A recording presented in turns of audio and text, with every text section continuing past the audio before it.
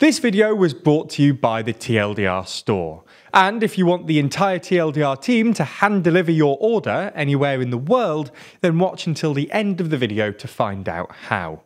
On Sunday, Brazilians went to the polls to elect their next president after weeks of ill-tempered sparring between incumbent Jair Bolsonaro and Luiz Inácio Lula da Silva, commonly known as Lula.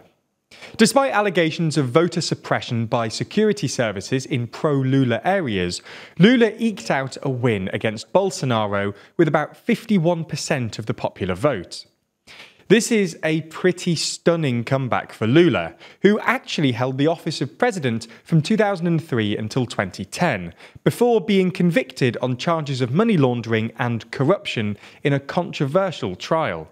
Lula was blocked from running in the 2018 presidential election under Brazil's clean slate law, which attempts to reduce the amount of corruption in Brazil's political class.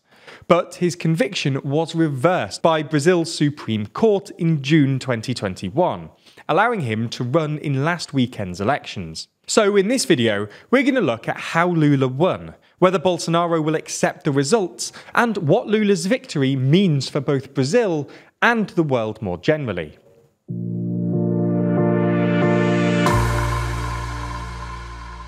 So let's start by taking a look at the election itself. Brazil's presidential elections usually take place over 2 rounds. The first round usually has loads of candidates, and if one candidate has a clear majority, the election ends there. If this doesn't happen, as it didn't this time, the 2 most popular candidates go on to a second round runoff. Since Lula's conviction was overturned in June of last year, the election has been a 2-horse race between Lula and Bolsonaro. Polling in the run-up to the first round gave Lula a significant lead and showed that Bolsonaro was his only real competitor. The Economist's poll aggregator, for example, put Lula on 49% and Bolsonaro on 38% on the day before the first round. However, it turns out the polls significantly underestimated Bolsonaro's support, and in the first round, while Lula still came out on top with 48.4% of the vote, Bolsonaro outperformed the polls by about 5%, winning 43.2% of the vote. In the month between the first and second rounds, the election campaign became increasingly ugly. On social media, Lula was accused of being a closet Satanist, while Bolsonaro faced allegations of cannibalism, inspired by a 2016 video of Bolsonaro in which the then lawmaker said he had been prepared to engage in cannibalism while on a trip to the Amazon rainforest with an indigenous tribe. In TV debates, the 2 candidates traded insults and accused one another of lying. Going into the second round, the polls had Lula with a 4-point lead, but given that Bolsonaro outperformed the polls in the first round, most analysts thought it could go either way. In the end, while Bolsonaro once again outperformed the polls, Lula eked out a win with roughly 51% of the popular vote. This was despite what seems to be attempted vote suppression by the security services, who are generally pretty pro-Bolsonaro.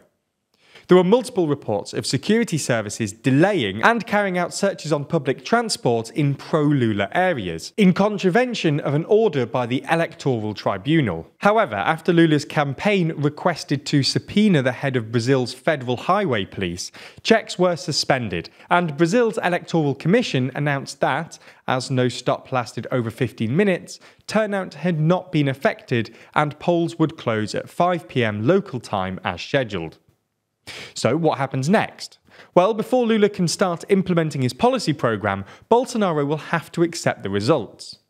While Bolsonaro told reporters on Friday that he would accept the results, in the past he's expressed skepticism about the legitimacy of Brazil's voting system. He's claimed that Brazil's electronic voting system is susceptible to fraud, and last year Bolsonaro told his supporters there were only 3 outcomes to the election.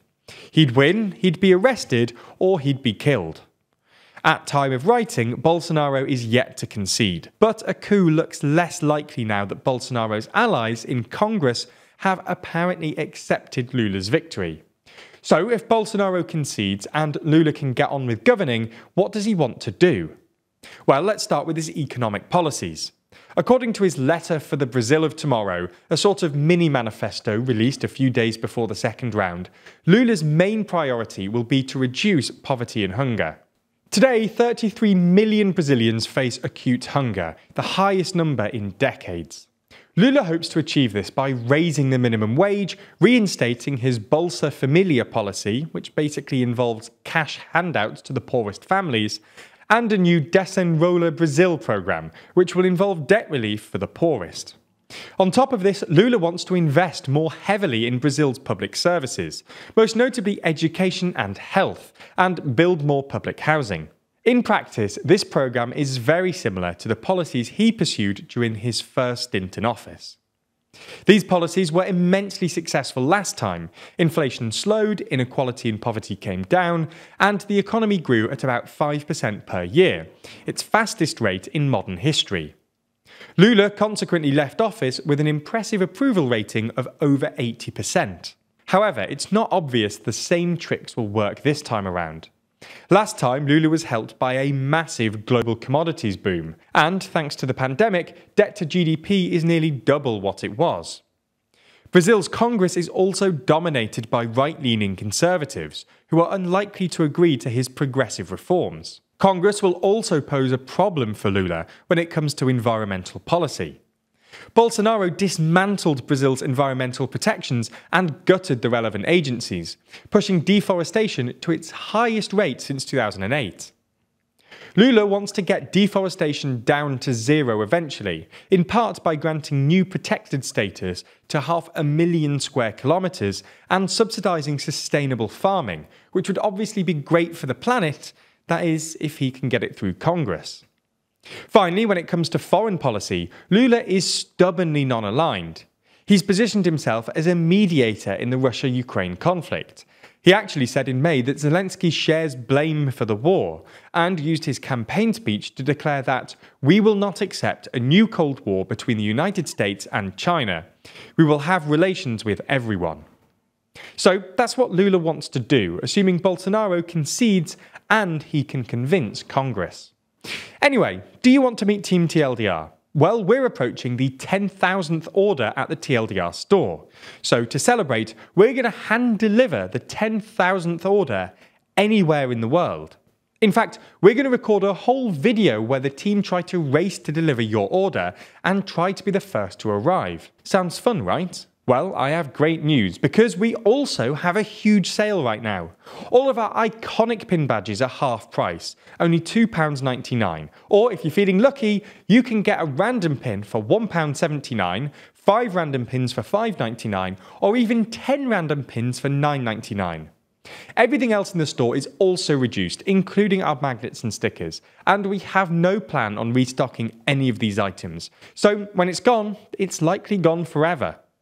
So if you've always wanted a little piece of TLDR, if you're looking for an early Christmas gift, or if you just want to go for a drink with Team TLDR, now's your time to order.